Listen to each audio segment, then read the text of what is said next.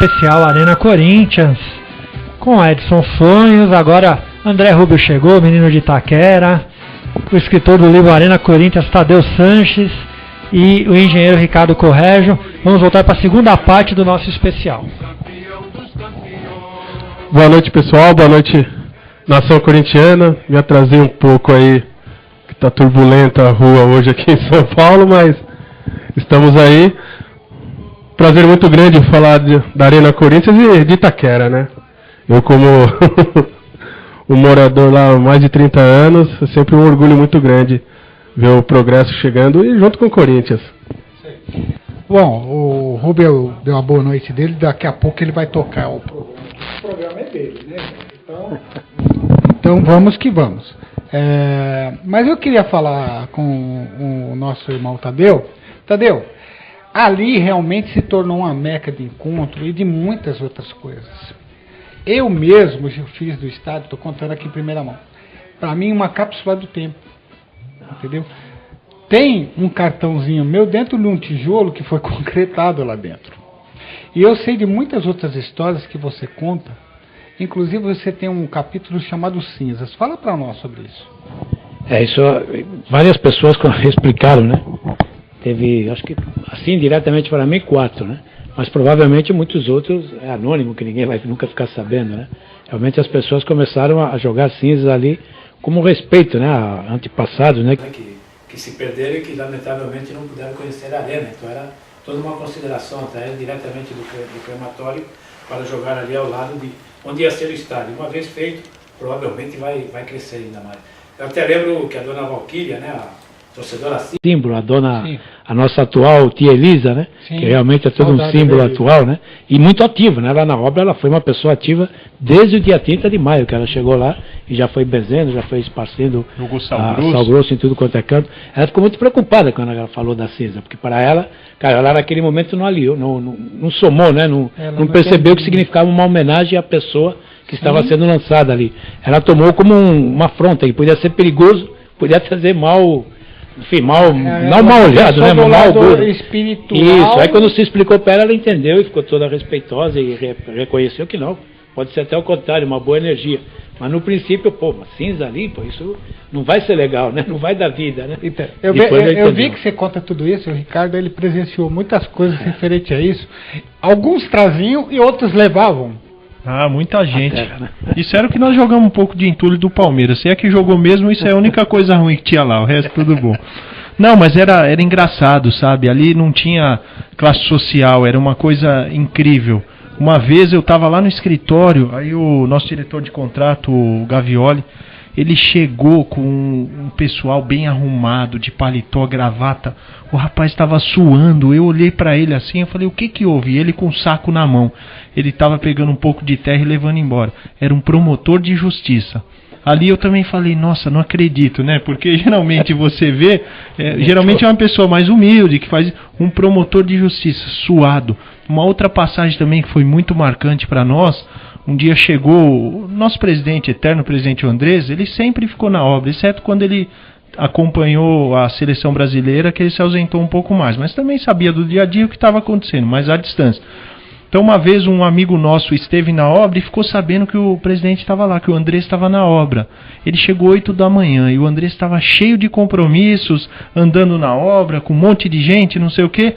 Eu sei que ele falou, vou esperar ele. Ficou até 3 horas da tarde, ele, mulher, filho, parente, tudo esperando o Andrés voltar para bater uma foto com ele. Então assim, para quem não sabe, ali tem histórias que infelizmente não dá para o Tadeu colocar todas no livro, mesmo porque nem todo mundo falou tudo, até por esquecer, mas são histórias assim que é inacreditável. Só quem realmente esteve lá sabe do que nós estamos falando. Ô, Rubio, você também é um repórter que acompanhou todo esse processo da obra. Eu queria te agradecer como morador de Itaquera por tudo que Itaquera fez por nós, viu? A gente é que agradece, foi um prazer e até um dever, né? Quando começou a obra, assim, a gente acompanha desde o comecinho, desde o primeiro trator lá, do primeiro caminhão movimentando terra saindo de lá, a gente acompanhou bem. E até pegando carona nessas histórias, eu queria compartilhar, né? Teve o caso da pequena Luana, a garotinha com paralisia que tinha o sonho de conhecer a obra, que a gente conseguiu levar ela lá na obra, ela conheceu, foi lá no Mirante que tinha montado lá para ver a obra, ela ficou muito feliz, o Carlão brincou muito com ela, foi um dia especial. O engenheiro Federico também tirou foto, conversou, foi um dia muito especial. A gente meio que realizou o sonho de uma garotinha, né? Que a gente estava indo jogar futebol lá, né, Edson, com o pessoal, a gente se encontrou no Shopping Itaquera ali do lado, e ela estava passeando com a família, e quando viu todo mundo com roupa do Corinthians e tal, veio perguntar pra gente o que era, e a gente conseguiu lá, acho que em 2 semanas, ela estava lá dentro da obra, conseguiu ver, ficou muito feliz, foi também uma passagem fantástica, né? Isso aí teve mesmo. Eu mesmo cheguei a levar alguns amigos lá para conhecer, que eles levaram pedra, o pessoal levava mesmo para guardar. Quando a gente sabia que ia sobrar material, a gente intensificava as visitas. Quando parecia que ia acabar o material, a gente segurava um pouco. Segurava ali. Mas faz parte, né? Faz parte da mística corintiana isso aí, né?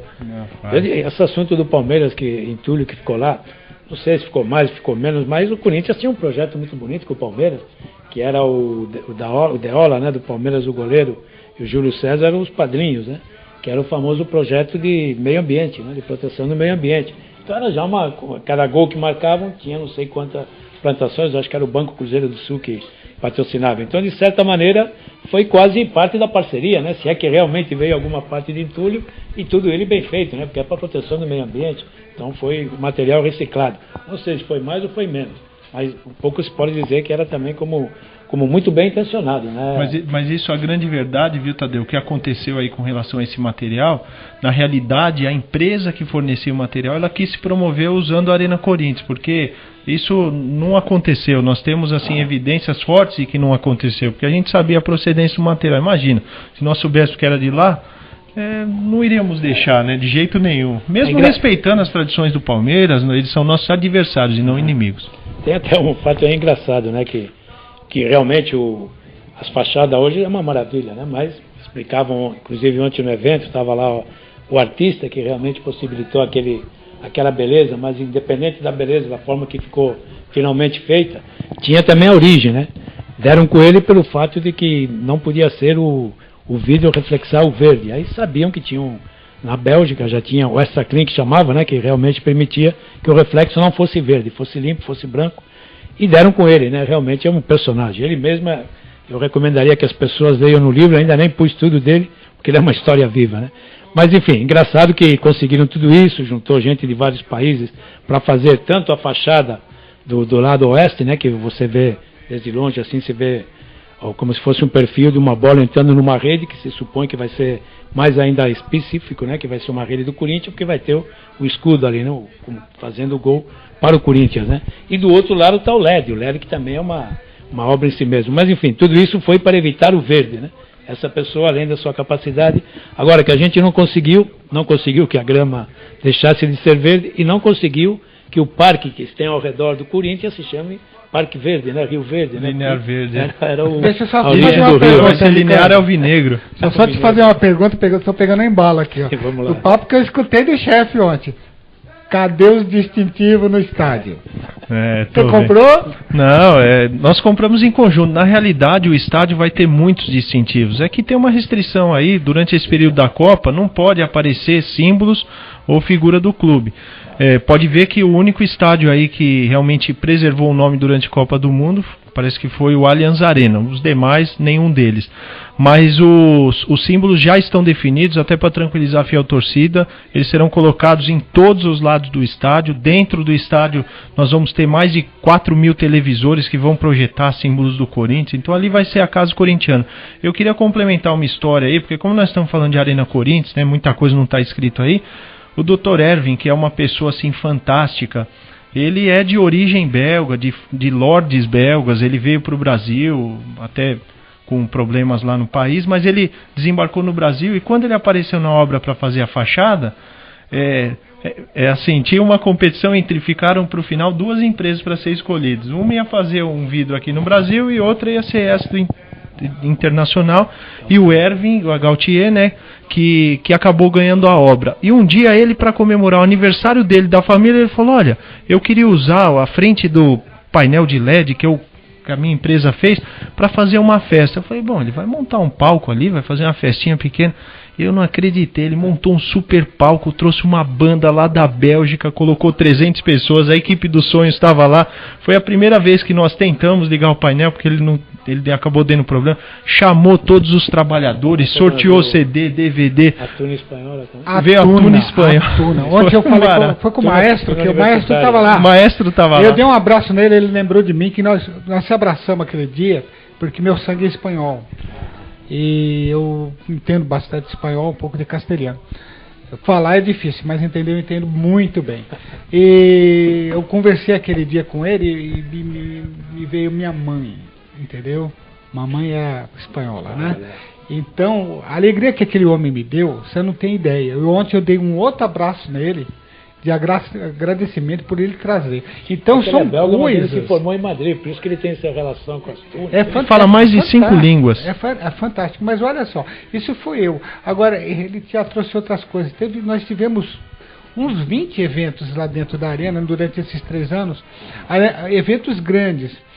Em um deles eu me emocionei, mas eu garanto que em todos os outros eventos teve mais Edson, João, Pedro, se emocionando em cada evento que tinha ali. Os irmãozinhos do forró. São heróis anônimos que acabaram passando por lá e fazendo a alegria do povo. Eu faço uma lembrança bastante legal ao Aguinaldo Timóteo. Muita gente gosta, tem gente que ama ele, tem gente que não gosta, mas o Aguinaldo Timóteo trouxe muita alegria também para os trabalhadores. Eu lembro na primeira festa de final de ano, em dezembro de 2011, que ele foi cantar, olha, eu nunca vi assim um assédio a um cantor, viu, Tadeu? Nós montamos um palco meio que interagindo com o nosso pessoal, com os trabalhadores. Ele fez um sucesso enorme, foi muito legal. E o Aguinaldo Timóteo trouxe bastante energia positiva para a nossa obra, assim como o Juan e Ralph e outras celebridades, até mesmo trabalhadores que passaram por lá. O maestro também, né? O João Carlos Martins. João Carlos Martins esteve lá, foi tenor, muito legal. Teve até cantor clássico lá, né? O tenor, o Jean William, né? No pico da obra lá, quantos trabalhadores tinham assim O pico da obra nós pegamos aí, vou dizer para você assim, final de março, abril de 2012, tinham 2.500 trabalhadores.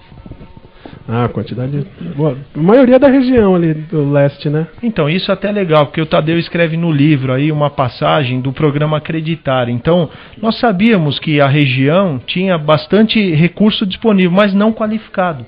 Então nós trouxemos um programa em parceria com a Prefeitura, com o SESC, para capacitar profissionais da região para colocar para trabalhar dentro da obra, que era o programa Acreditar. Então assim, era um orgulho muito grande ver as pessoas crescendo e entrando e da região. Isso foi muito legal, porque são pessoas que acabaram entrando e ficando até o final, como é o caso do Carlão. Ele entrou no programa Acreditar como ajudante, fez a sua carreira lá dentro, virou celebridade, todo mundo conhece, uma pessoa fantástica.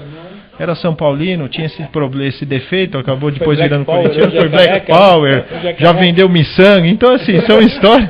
Do Negritude, do time de futebol lá da Coab, né? Enfim. Inclusive uma das professoras, uma das instrutoras, né, desses cursos, ficou lá como, inclusive para destacar como a mulher foi importante também naquela obra. Não teve muitas, como em todo o ramo da construção, sempre é difícil ter um número significativo de mulheres pelas profissões que exigem, né? Mas enfim, teve algumas que realmente foram sintomáticas. Uma coisa que nós temos que citar nesse livro é a parte social Odebrecht. O que eu tinha de empresa na minha cabeça, assim, de formação, assim, uma construtora é assim, assim, assado. Meu irmão, a Odebrecht, ela deu um 360 no meu cérebro. Primeiro, competência, capacidade, honestidade dos seus trabalhadores, qualificação. Isso eu vi logo de cara. Aí depois eu vi o social. Eu vi inserção na informática, eu vi a alfabetização de adulto, eu vi casamento.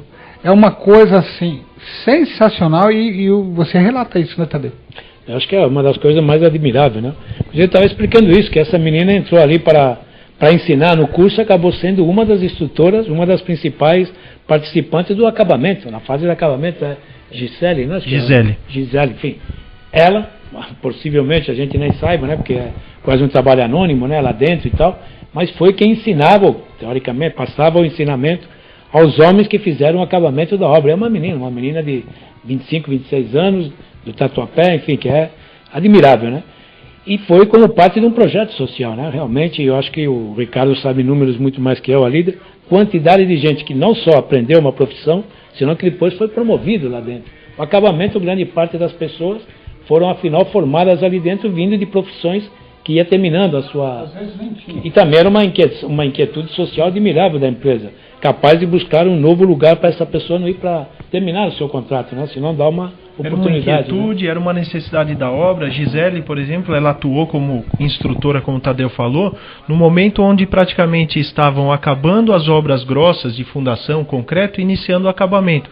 Então nós tínhamos duas opções: ou mandava toda aquela turma embora e recrutavam novas pessoas que não conheciam o ambiente da obra, não tinham aquele amor e carinho ainda implantado dentro da filosofia de quem estava lá dentro, ou nós capacitávamos ela. Então foi um programa bacana. E o que o Tadeu falou, realmente nós formamos assim diversas pessoas. Foram mais de 300 que entraram nesse programa Acreditar e outras quase 3.000 que foram promovidas dentro da obra. Então, se você pega casos como o Robinho, que você, Edson, falou aqui, o Robinho entrou como ajudante. E aí ele virou sinaleiro, depois ele virou guia de visita, depois ele virou apoio. Então foi uma pessoa que cresceu como ser humano e como profissional. Sensacional. E a Odebrecht, isso, eu até queria dizer o seguinte, que é filosofia da empresa. Zelar pelo ser humano. Nós temos um negócio chamado TEL, que é Tecnologia Empresarial Odebrecht, onde o nosso fundador, o Dr. Norberto, ele escreve sobre a valorização do ser humano. Mas eu diria para você que com o Corinthians foi um casamento perfeito, porque o Corinthians sempre incentivou, e como ele tem uma gama de torcedores enorme no mundo inteiro, mas ali em Itaquera, onde tem quase 5 milhões de habitantes, praticamente metade da população é corintiana, então não poderia ter um casamento perfeito. Agora, eu queria deixar claro o seguinte, para todos os ouvintes e para vocês aqui, não foi só corintiano que construiu o estádio. Então nós não tínhamos uma pesquisa oficial, mesmo porque a gente não podia inibir quem não era corintiano, mas eu posso dizer para você que entre 35% e 40% eram corintianos, e o resto eram de diversos times, inclusive Palmeiras, São Paulo, Português, Santos. É muito se converter, nós sabemos disso. Mas assim, a Odebrecht me deu um nó no cérebro, meu irmão, porque eu fui técnico também do trabalho, né? Então, de segurança do trabalho. Eu fui obrigado a estudar, porque eu sou contador também, e tal, eu dava cursos e tal. O padrão, a forma, a quantidade de técnicos ali, foi uma coisa que me assustou, não estava acostumado com esse tipo. Parecia que eu estava em outro país. Só que tinha uma coisa. Quando nós começamos a se conversar, eu falei, isso aqui não é empresa, isso aqui é uma família. Essa é a diferença. Isso ficou marcado de mim. Isso não vai sair nunca mais. Por isso que nos marcou muito, sabe, Edson, o dia 27 de novembro de 2011. Mais precisamente, 12h47. Aquele fatídico acidente que nós tivemos, onde vitimaram 2 pessoas, o Ronaldo e o Fábio.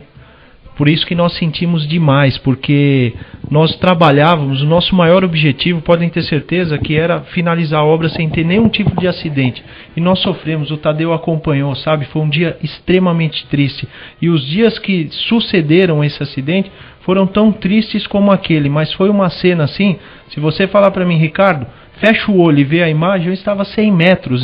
Quando ouvi o barulho, eu saí da minha sala que ficava em frente onde a lança caiu e pegou o Ronaldo.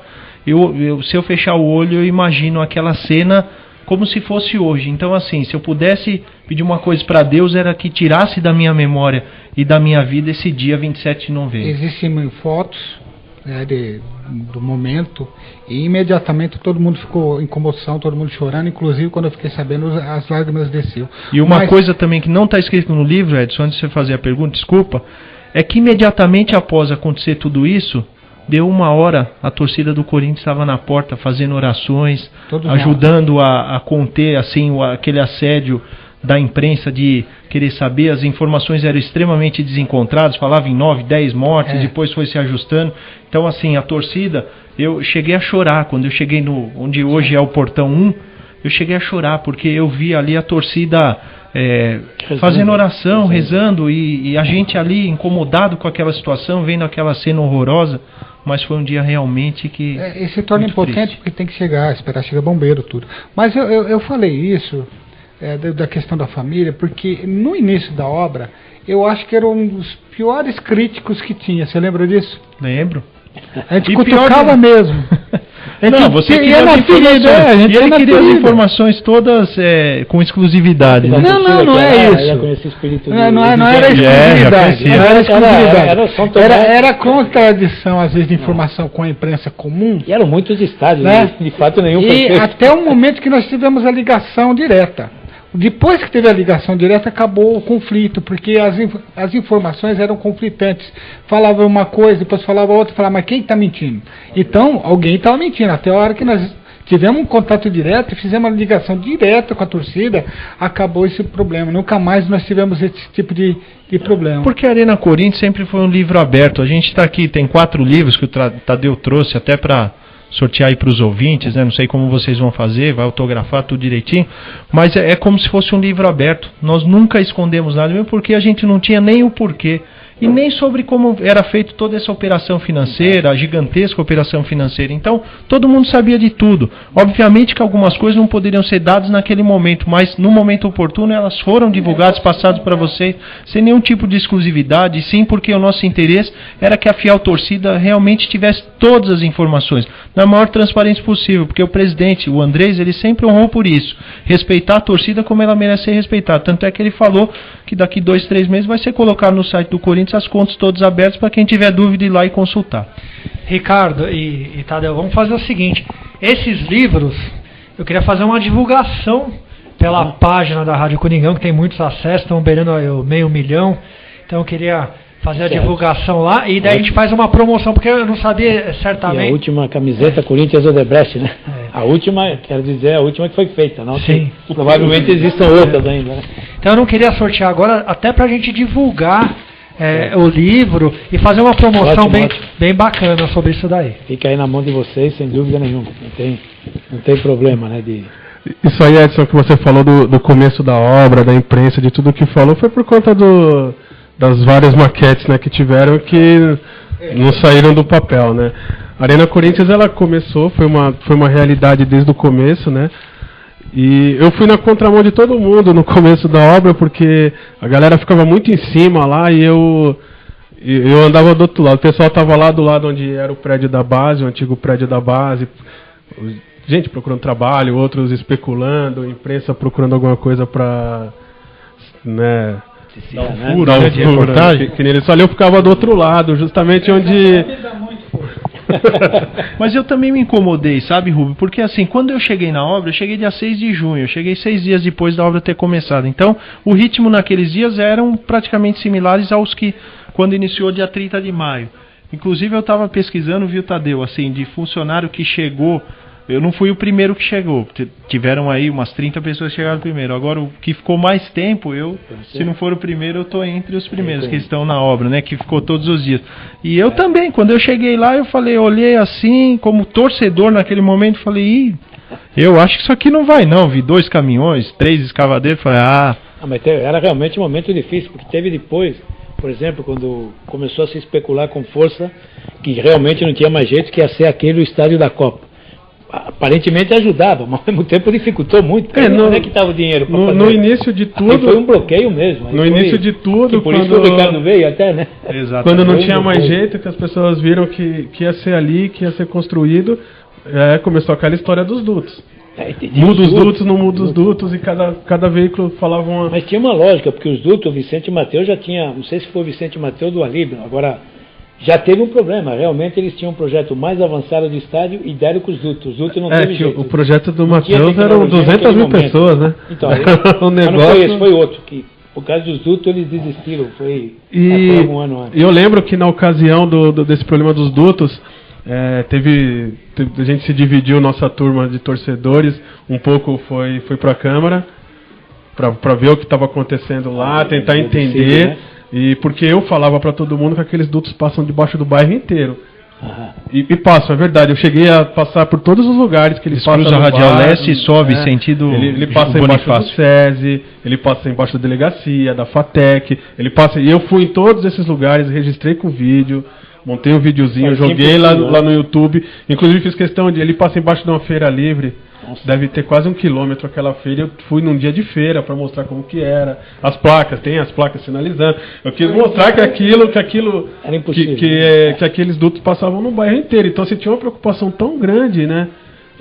Ali perto do estádio e tudo mais, morava muita gente por onde ele passava também, né? Mas sabe, Rubio, eu posso dizer para você o seguinte: esse foi o segundo grande problema que nós enfrentamos, assim, que esse foi muito mais potencializado pela mídia do que o que ele foi realmente de problema. O primeiro foi começar a obra, porque tinha aquele... Agora esse foi o segundo, por isso que foi muito valorizado. Todo mundo sabia da existência do duto e todo mundo sabia que ele precisava ser removido.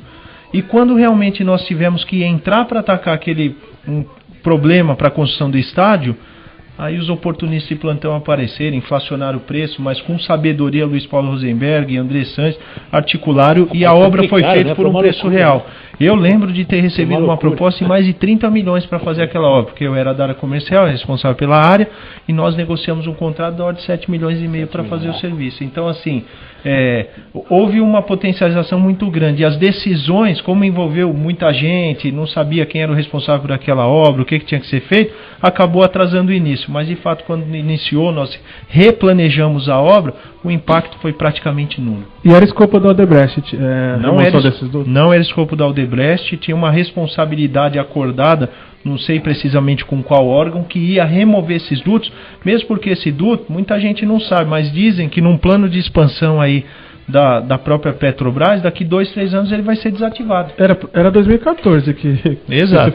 Inclusive falei na época, acho que não vai ser, né, porque tanto de obra que teve lá e...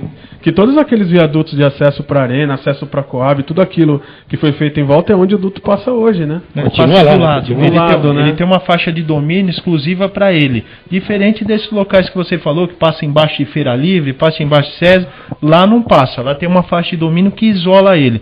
Para quem conhece Itaquera, ele está entre o complexo de viadutos e o nosso estádio. Pode ver que tem um patamar ali de uns 10 metros de largura, que é justamente para preservar o local onde fica o duto. São histórias assim, mas olha, primeiro foi para começar a obra, depois foi os dutos, aí quando foi os dutos veio o problema da regulamentação do termo dos CIDs, então assim, problemas nós tivemos ao longo desse período todo, justamente dinheiro, porque o Corinthians é mídia. O problema foi dinheiro, equação financeira, BNDES... Tem o estilo Aníbal bem irônico assim, de uma maneira satírica até, né? Ele disse, cara, o pessoal fala que eu inventei fachadas, que eu inventei os arcos, que eu inventei a cobertura, que atrás do gramado fui eu que fui. Realmente, tudo isso foram lances muito bonitos, tal, mas eu fiz porque havia pouco dinheiro. Mas a grande sacada, a grande genialidade, né, foi ter feito essa obra sem um tostão. E realmente, o Corinthians, todo mundo sabe que vai ter que pagar um valor aí bastante considerável, mas o Corinthians não tinha nada em caixa para fazer o que fez, né? Foi tudo à base disso, de evidentemente crédito e responder com garantias, mas dinheiro, que se diz dinheiro, não tinha, né? Por isso o grande conflito, de achar qual era o ponto de equilíbrio entre fazer um estádio com esse requinte que foi construído e a falta de dinheiro. Então, por isso que esses conflitos sempre existiram, mas sempre foram em prol de construir o melhor e o mais rentável. Ricardo, passado esse momento dos dutos, quando começaram as estacas lá, bater estaca, já deu para ter uma ideia da posição do campo no estádio, né? Que quando começou a bater estaca já tinha aquele degrauzinho no morro, que você já conseguia identificar, pô, aqui vai ser uma arquibancada. Essa posição do campo, ela tem uma orientação para ser feita, uma determinação, algum padrão? Tem sim. Posso mandar um beijo antes aqui? Sim. Queria mandar 2, um para minha irmã, não sei se ela está ouvindo, falei para ela que nós estaríamos aqui, sabemos da grande audiência do Rádio Coringão, e outro para Vanessa, que é a musa lá da obra, ela está ouvindo, pediu para falar aqui, então um beijão para ela aí, uma pessoa muito importante também, que está escrita aqui no livro do Tadeu. Grande Vanessa. O livro, ele é muito especial porque ele conta algumas histórias e outras ficam nas nossas memórias, quem sabe aí sai uma segunda edição contando histórias aí. Nós chegamos lá, meu pai mesmo me disse, meu filho, você vai chegar lá, a terraplenagem está pronta, é só construir estádio. Então eu cheguei lá, vi realmente uma escavação, foi feita na época do Vicente Mateus, saudoso Vicente Mateus. E aí, quando eu vi o projeto, falei, nossa, que movimentação de terra enorme. Nós tivemos que movimentar, para quem não sabe, quase 1,5 milhão de metros cúbicos de material, justamente por causa da orientação do campo. Então hoje mesmo eu estava andando lá na arena, 4 horas da tarde não tem sol. Então você não pode ter um campo onde uma parte pega de forma oblíqua, pega sol, o outro não pega. Então ele tem que estar numa orientação aonde o sol anda. Então tudo isso é pensado. E o caderno de encargos da FIFA, ele diz que o gol tem que estar exatamente no eixo norte e sul. Antes ele tinha uma orientação de uma rotação de 10 graus. Então nós tivemos que fazer toda essa rotação para ele ficar no norte e sul. Por isso é decorrência dessa movimentação enorme. E realmente, assim, depois que você vê materializado, a cobertura pronta, você percebe a importância de você colocar o campo no sentido correto, porque ele acaba não atrapalhando os goleiros e muito mais que isso, trazendo uma qualidade de imagem para o espectador que você traz um conforto maior e você consegue assistir o jogo de uma maneira boa. Então hoje quem for lá na arena, em jogos de dia, vai ver que o jogador só joga na sombra. 4 horas da tarde ele não pega sol. Tá no livro. Verdade, você explicou no livro isso aí. E tá no livro. É verdade. Fora essa orientação do campo, tudo, um outro espetáculo da arena é a iluminação, né? A iluminação é um... Olha, eu estive no Japão assistindo, graças a Deus, o Corinthians bicampeão mundial, e o estádio de Yokohama foi no final do ano de 2013, né, que o Corinthians foi campeão, e nós estávamos com a obra aí, final do ano de 2012, né, passa tão rápido, né, tá? Então nós estávamos com a obra aí por mais um ano para finalizar ela, então estávamos com a cobertura metálica pela metade no lado oeste, então tinha bastante chão, e eu saí de lá impressionado assim, com gramado, iluminação e sistema de som. E eu falei, olha, na arena nós temos que ser melhor nisso. Gramado, sistema de som e iluminação. Porque realmente é o que é o espetáculo. Lógico, tem que ter um conforto para o torcedor e tal. E hoje eu posso dizer para vocês, estive em Yokohama, estive em outros estádios do mundo e a gente não deixa a desejar nada para nenhum deles. A nossa iluminação é perfeita. Quando acende a iluminação lá parece um show. Quem foi nos jogos viu. Nós tínhamos um pouco de... O tempo estava nublado, quando mandou acender as luzes virou dia, Tadeu. O gramado é de primeiríssima qualidade. Então, assim, tudo o que nós podíamos fazer de melhor foi feito. E já foi tudo testado, né? Que o jogo Figueirense começou com um sol forte, choveu, caiu gelo, já testou drenagem. Foi tudo testado. E nos ajudou a identificar alguns probleminhas, né? É como disse o André esses dias. Quando compra uma casa própria, você depois não mobilia ela, você não meio é o passo a passo. E nós estamos avançando muito. Olha, eu posso dizer para vocês, porque eu ando todo dia no interior daquela obra. É uma maravilha, e agora nós podemos dizer que a obra está pronta realmente. São detalhes para fazer os jogos da Copa e depois o Corinthians jogar. Muita coisa vai ser mexida ainda depois da Copa, né? Para adequar para o uso do Corinthians. Sim, são decisões importantes que o clube vai tomar no momento certo. Então, por exemplo, a maior delas, que visualmente impacta para o público, é a remoção das arquibancadas temporárias. Então, quando nós removermos aquelas estruturas, logo após a Copa do Mundo, nós vamos ter um estádio já diferenciado, porque ela destoa da arquitetura que foi muito bem pensada pelo Aníbal Coutinho. Então, sai aquela arquibancada e dá lugar para mega telões. Que estádio do Brasil tem telão de 30 metros de comprimento por 7 de altura? São 225 metros quadrados de projeção para dentro e para fora do estádio, atrás de cada gol. Realmente vai ser assim, uma coisa que o torcedor não está acostumado a ver.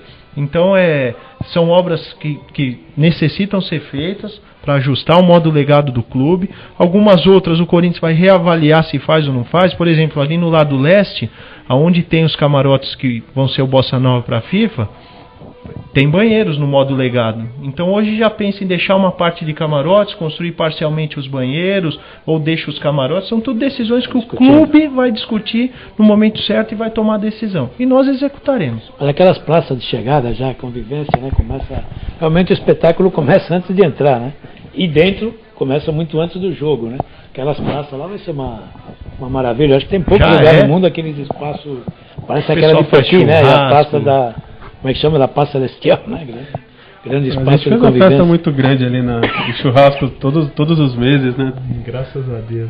Churrasco, uma festa ali foi sempre com muita alegria, né? Um grande ambiente, né? E a FIAL inteira acompanhou a obra, né? Porque todo mundo, ela ia vir gente de fora, de longe. Porque no começo era para fiscalizar. Eu mesmo virou comemoração de Sorocaba.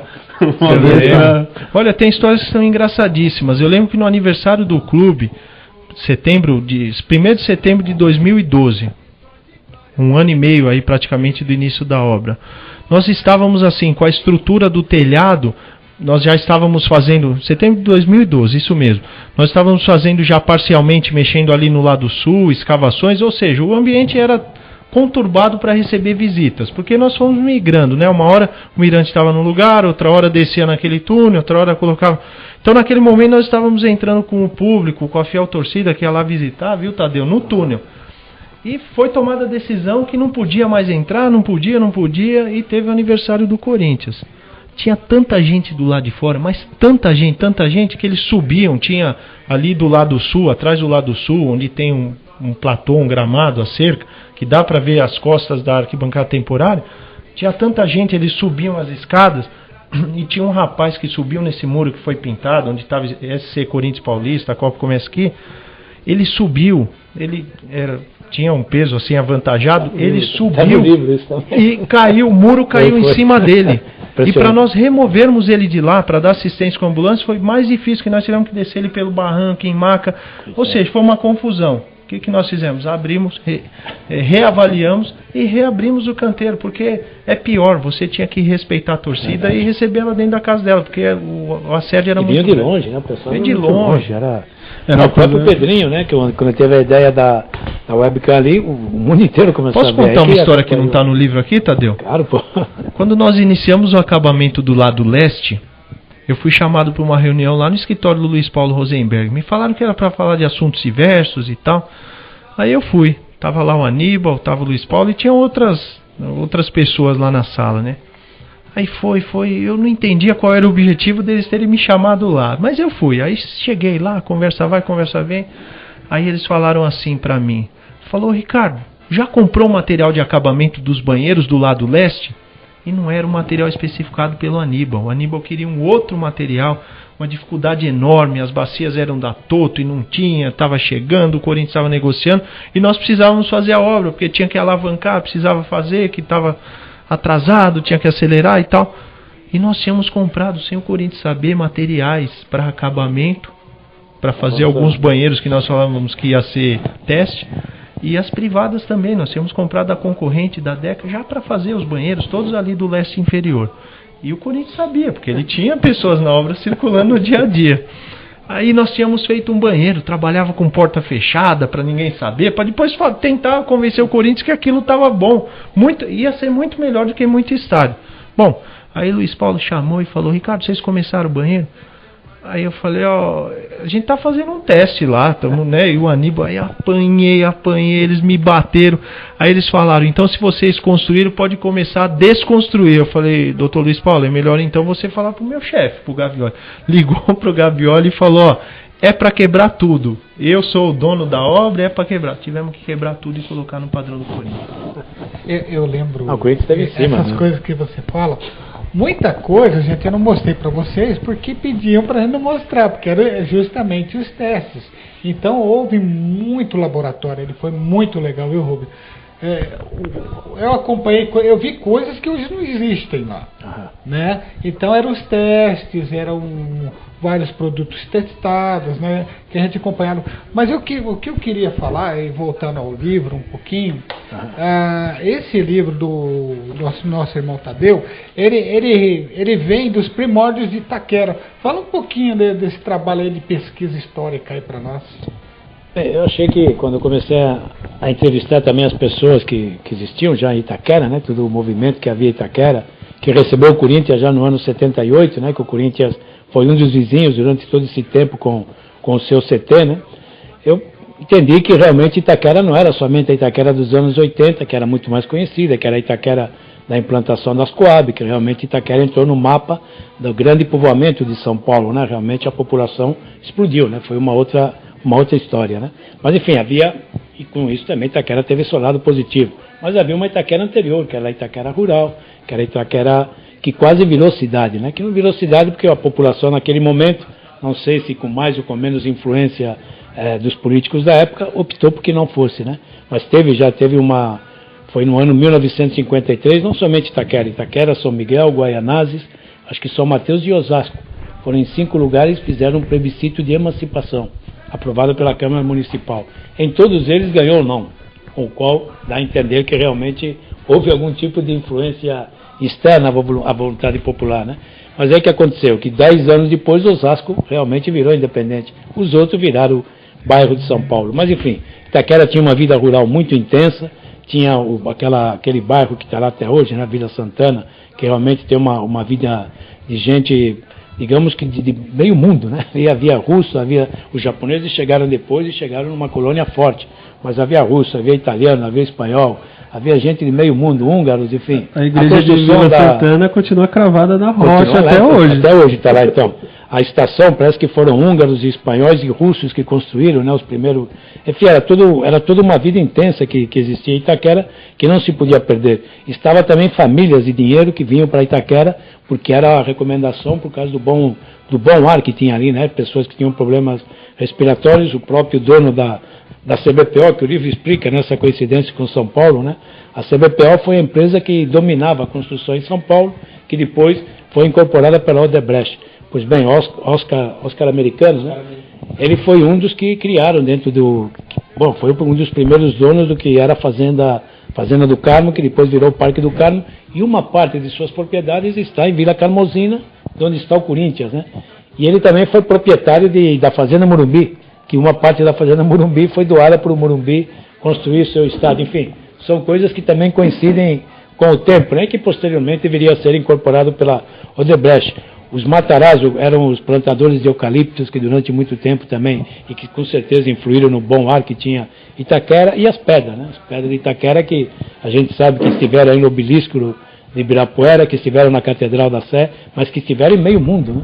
A pedra de Itaquera é famosa pelo mundo todo.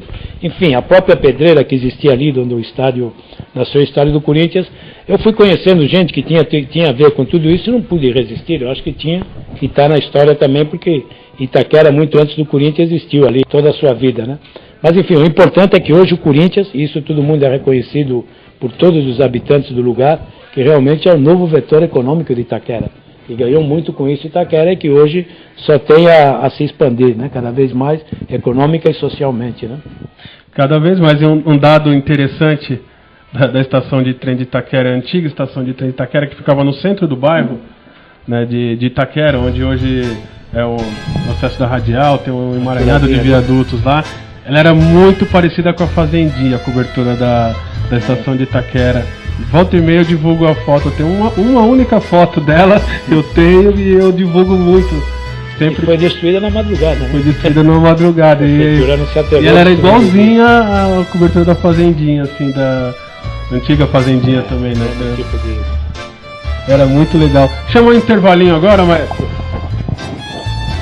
Perfeito, vamos ver uma musiquinha e a gente volta aí para a terceira parte da nossa entrevista.